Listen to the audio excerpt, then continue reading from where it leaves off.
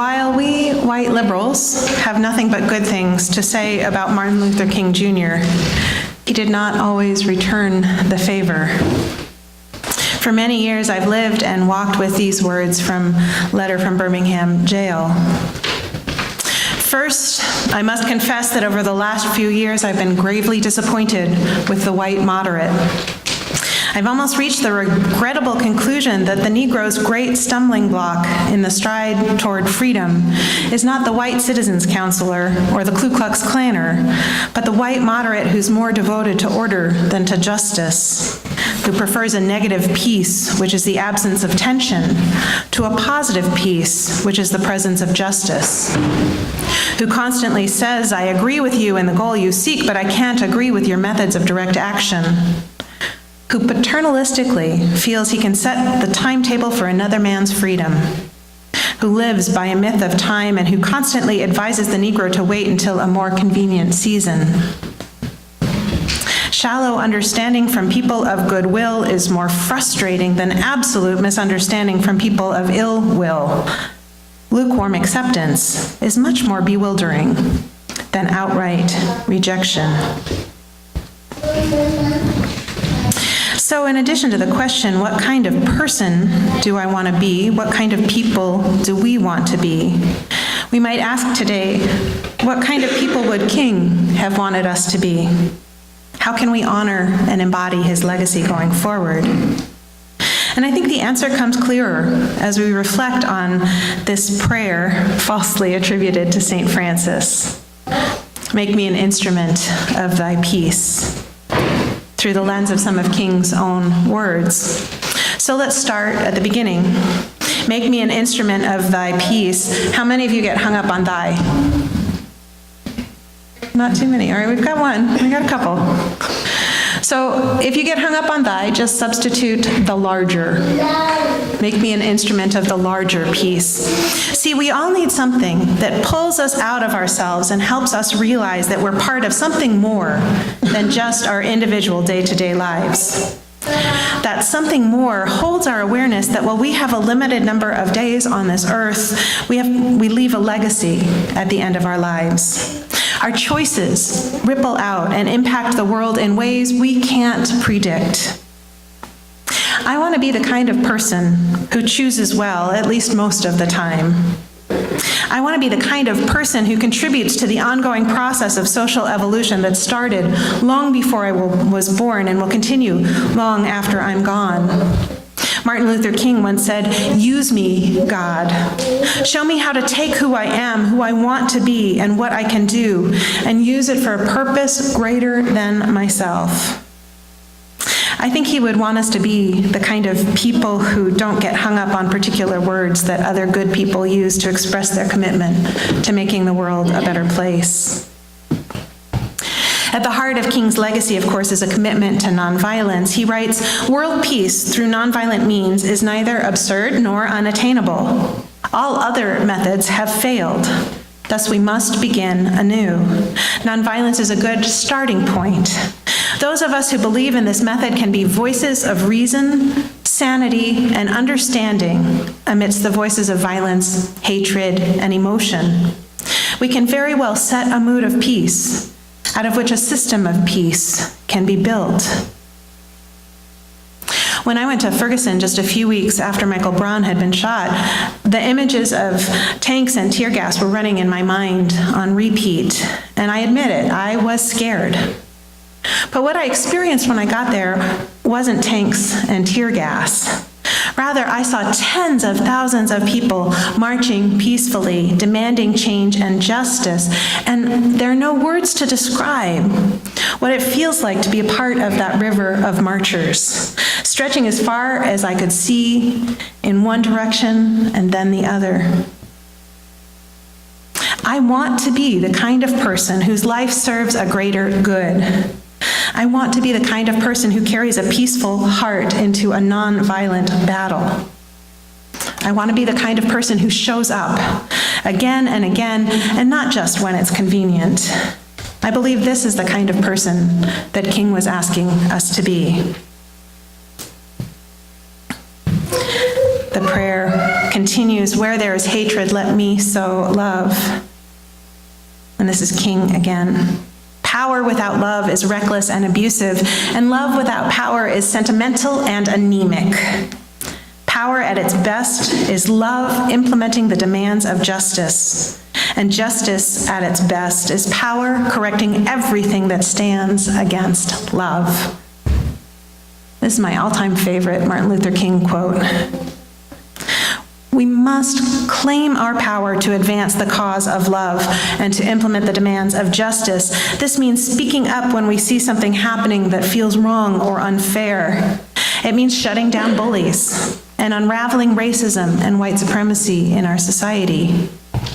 And it's tricky these days, because at the highest levels of our national government, we see an awful lot of examples of what power without love looks like. In a week when the president spewed blatant and unapologetic racist remarks, and worse, made policy decisions that reinforced his racist views, what are we to do? His supporters are making excuses for him. And the excuse that scares me the most, he just said what everybody thinks. I pray, I hope and pray that that's not true. Beyond being outraged, and I don't know about you, but I start to develop chronic outrage fatigue. We have to keep asking ourselves, what can we do? When it comes to national politics, I feel powerless. No matter how many calls I make or faxes I send, it doesn't seem to make the slightest bit of difference. I do better. I really do. I do better when I don't pay quite so much attention to what's going on in the Capitol and instead focus on what's going on right here in our community. Last spring, when the food pantry at Trinity Baptist shut down, the Moscow Interfaith Group, which has been making me pull my hair out for years because they just get together and have lunch and talk and they never want to do anything. But after the food pantry closed, they started talking about food insecurity on the Palouse. And we decided we were going to do something. We talked to city council members and county commissioners, and then we went to the mayor, who agreed to host a conversation on February 1st for people who want to figure out how we might fix this problem. I guess it's hard to say no to a room full of lady clergy.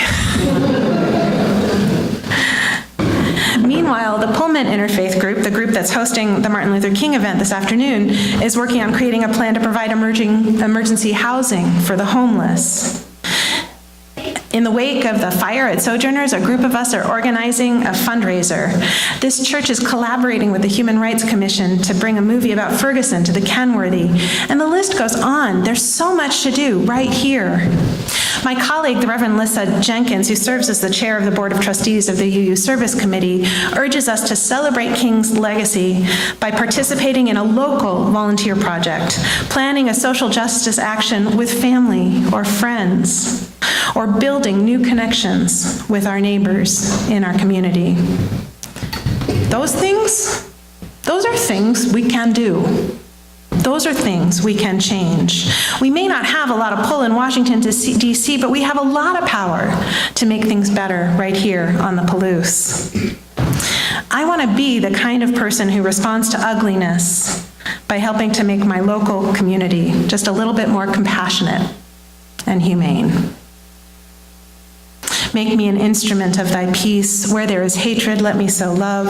Where there is injury, pardon. Martin Luther King wrote, "We must develop and maintain the capacity to forgive. He who is devoid of the power to forgive is devoid of the power to love. There is some good in the worst of us and some evil in the best of us. And when we discover this, we are less prone to hate our enemies." How do we forgive those who sow discord, those who practice hate and discrimination?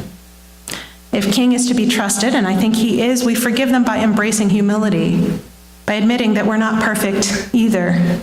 And maybe, just maybe, we don't have all the answers. We don't have a monopoly on the truth.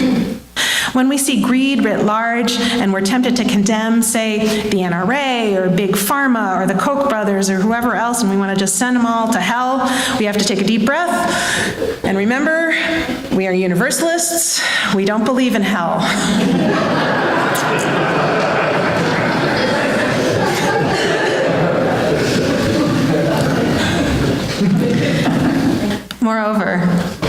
There's not a one of us who doesn't get greedy sometimes.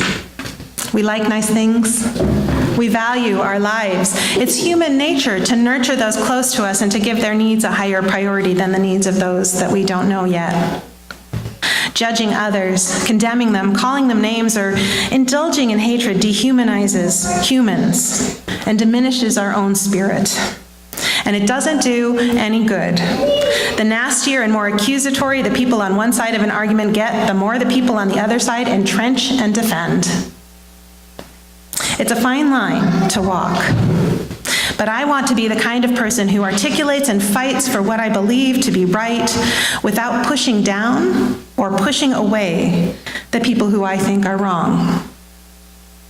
I want to be the kind of person who brings grace and humility and an open heart and mind to the work that justice asks of me.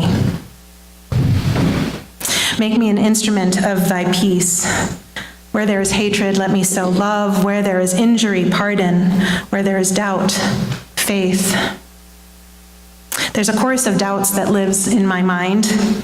They try to convince me that I can't really make a difference. They work hard to create and sustain the conviction that things are bad and they're only going to get worse. Every day, I have to breathe through those doubts and remind myself that whether or not they're real, my choice to live my life as if it matters, as if things will get better in time, makes living possible. As Martin Luther King put it, take the first step in faith. You don't have to see the whole staircase. Just take the first step.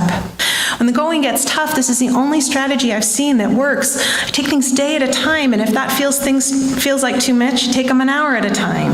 And if that feels too much, then a moment at a time, or a breath at a time. And as we keep on breathing and keep on going, we find our way, we make a way out of no way, and we figure stuff out. I actually want to be the kind of person who doesn't have doubts, but it seems they're just part of my psychological makeup. So instead, I choose to be the kind of person who doesn't let those doubts define me or hold me back. I choose to be the kind of person who keeps going, who keeps that light of faith burning in my heart. Make me an instrument of thy peace. Where there is hatred, let me sow love. Where there is injury, pardon. Where there is doubt, faith. Where there is despair, hope. When I think about the challenges that face us, they do seem overwhelming. How do we reverse or at least mitigate the damage done to our planet? How do we come to terms with the political mess we're in? How do we even begin to respond to the rising tide of racism and hate crimes? Like Wendell Berry, when despair for the world grows in me, I seek the peace of wild things. I come back to the present. I do what I can. I make the choice to believe that I'm part of something greater, a process of collective evolution that stretches back to the dawn of time and forward into the unknown future. I hold fast to the vision that defines who I am, that dream that King articulated, the dream of a world with peace and justice for all, where we live in harmony with one another and with the natural world. Martin Luther King writes, "We must accept finite disappointment, but never lose infinite hope." The dream probably won't come true in our lifetimes. It may never come true at all, but if we don't hold on to hope, if we don't act as if it might come true, we can be sure that fear and greed will win. We don't have the luxury of giving in to despair or outrage. I want to be the kind of person who remains hopeful, even in the face of disappointment. I want to be part of the solutions, not paralyzed by the problems. We're going to take a little break here and sing together.